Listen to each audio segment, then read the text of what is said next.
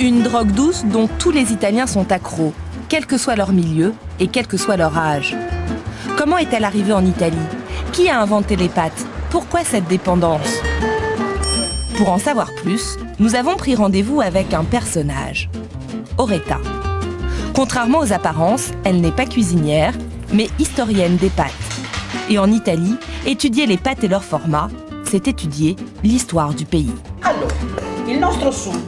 Notre sud a été au XIXe siècle envahi par des brigands. Les brigands vivaient cachés dans les bois. Et de temps en temps, ils allaient dans les villages.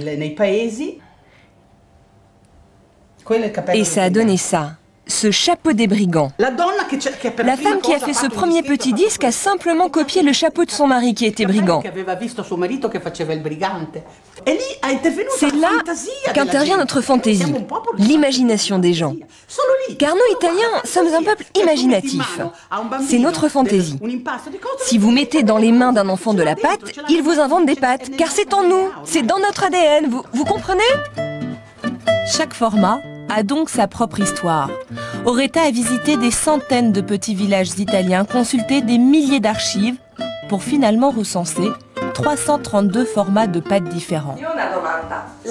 Moi, je veux savoir, on nous a dit à l'origine, les pâtes, c'est pas italien, c'est chinois.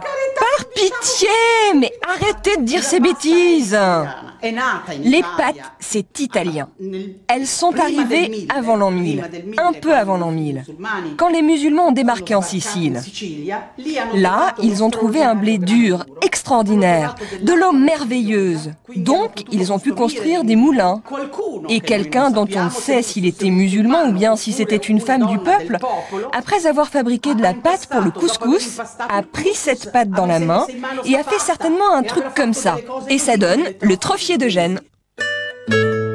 Fâchée, Oretta veut aussi tordre le cou à une autre rumeur.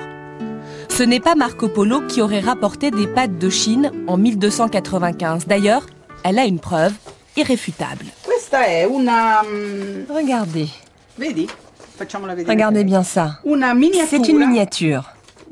Regardez bien ce que fait cette femme. Elle est en train de préparer la pâte et regardez, c'est fou comme ils étaient longs ces spaghettis. Ce document a été fait 150 ans avant que Marco Polo ne rentre de Chine. Alors arrêtons avec cette histoire de Marco Polo, s'il vous plaît.